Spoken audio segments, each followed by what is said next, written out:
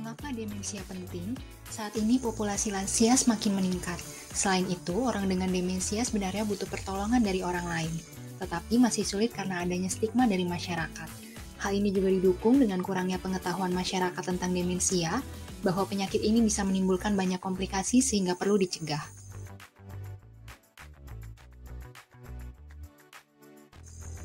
Data berikut ini menunjukkan bahwa prevalensi demensia meningkat dan menduduki peringkat 13 penyebab disabilitas pada lansia sedunia. Demensia adalah sebuah penyakit degeneratif yang mempengaruhi fungsi kognitif. Gejalanya bisa bervariasi mulai dari gangguan perilaku hingga gangguan dalam beraktivitas sehari-hari. Seseorang yang menderita demensia disebut dengan ODD atau orang dengan demensia. Di Indonesia terdapat sebanyak 1,2 juta penduduk yang menderita demensia. Angka ini diperkirakan akan naik menjadi 4 juta pada tahun 2050. Kejadian pada wanita terjadi 2 kali lebih banyak dibandingkan pria, dan 91% diantaranya terjadi pada usia di atas 65 tahun. Terhitung sebanyak 9.450 kematian akibat demensia pada tahun 2020. Etiologi disebabkan karena adanya kerusakan pada sel otak. Beberapa etiologi dari demensia adalah gangguan pada vaskular, misalnya demensia vaskular, dan gangguan degeneratif, contohnya Alzheimer dan Parkinson. Faktor resiko demensia dapat berupa usia lanjut, riwayat demensia pada keluarga, depresi, riwayat penggunaan alkohol, dan pola hidup yang tidak sehat.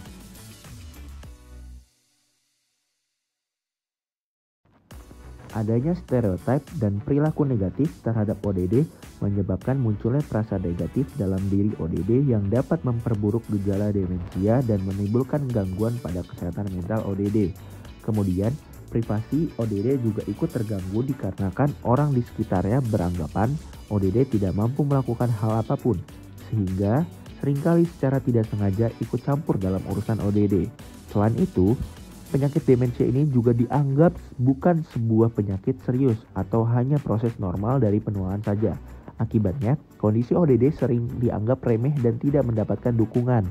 Sedangkan dari gejala demensianya sendiri adalah timbulnya masalah keuangan akibat sulitnya ODD dalam melakukan aktivitas sehari-hari dan respon nyeri yang abnormal sehingga sulit diketahui ketika ODD jatuh atau terluka.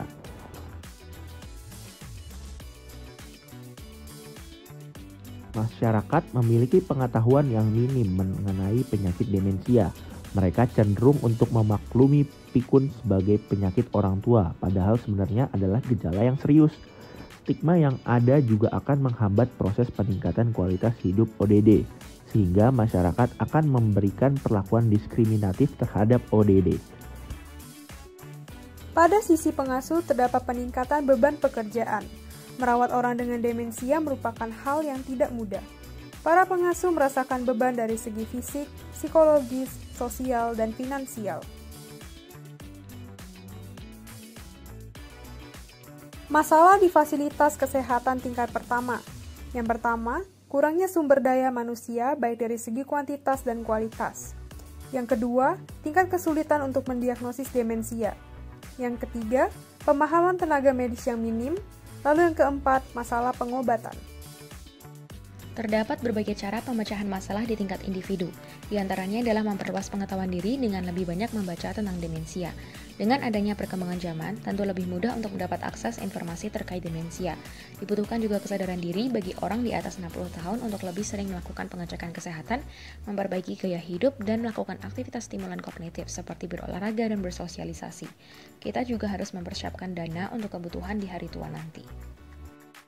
Lalu untuk pemecahan masalah tingkat masyarakat, kita bisa melakukan kampanye kesadaran kesehatan masyarakat, melakukan evolusi global program teman demensia dan komunitas ramah demensia bersama dengan orang yang hidup dengan demensia dan pengasuhnya, dan juga meningkatkan advokasi publik terhadap ODD. Untuk pemecahan masalah tingkat vaskes pertama adalah dengan melakukan pemerataan dan peningkatan kualitas tenaga medis di vaskes manapun. Lalu cara yang kedua adalah dengan meningkatkan penelitian dan pendanaan terkait masalah demensia. Yang ketiga adalah dengan cara meningkatkan kualitas diagnosis demensia seperti screening, evaluasi, dan monitoring. Keempat, dengan melakukan promosi diagnosis tepat waktu dan dukungan pasca diagnosis yang lebih baik, serta menyediakan poliklinik jiwa di seluruh puskesmas di Indonesia untuk membantu menangani pasien dengan demensia dan juga memberikan dukungan baik bagi pasien dengan demensia maupun bagi keluarga dan pengasuh. Data pengeluaran untuk ODD. Menurut riset tahun 2015 yang dilakukan di Asia Pasifik, didapatkan bahwa terdapat 3 macam biaya dibutuhkan untuk merawat ODD. Di antaranya biaya medis sekitar 12 juta, biaya non-medis sekitar 6 juta, dan biaya perawatan lainnya sekitar 10 juta. Angka ini akan terus meningkat terutama pada negara besar seperti China, Indonesia, dan India. Ini diperkirakan akan bertambah berkali-kali lipat di tahun mendatang. Rincian pengeluaran ini belum termasuk biaya seperti pengasuh ODD dari pihak keluarga yang tentu dapat menambah biaya yang dibutuhkan. Metode SMART merupakan sebuah metode yang digunakan untuk menentukan tujuan, target, dan perencanaan dari advokasi. Pada tabel berikut dapat dilihat tujuan dari pembuatan video advokasi adalah tercipta fasilitas dan tenaga kesehatan yang ramah akan demensia dengan diadakannya program pelatihan rutin bagi tenaga kesehatan. Video advokasi akan menargetkan pemimpin fasilitas kesehatan, dinas kesehatan, dan Kementerian Kesehatan dengan harapan didapatkannya dukungan dalam rupa dana, surat izin, dan tindakan lanjut. Berikut ini adalah analisis SWOT.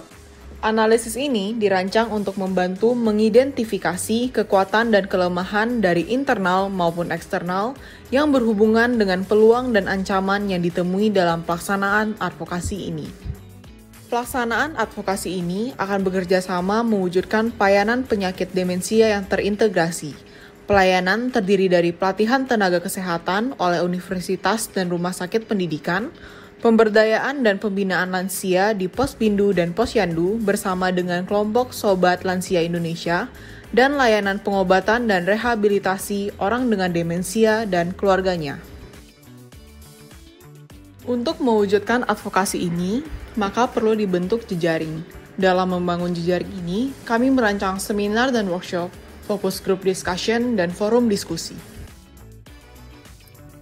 Untuk promosi kesehatan sendiri akan dibuat video untuk meningkatkan kesadaran akan demensia dengan topik seperti pengertian demensia, prevalensi demensia secara global dan Indonesia, gejala demensia, dan cara mendiagnosis demensia. Adapun target dan media yang akan digunakan di video adalah sosial media seperti YouTube, TikTok, dan Instagram agar mudah diakses oleh masyarakat dan pengasuh.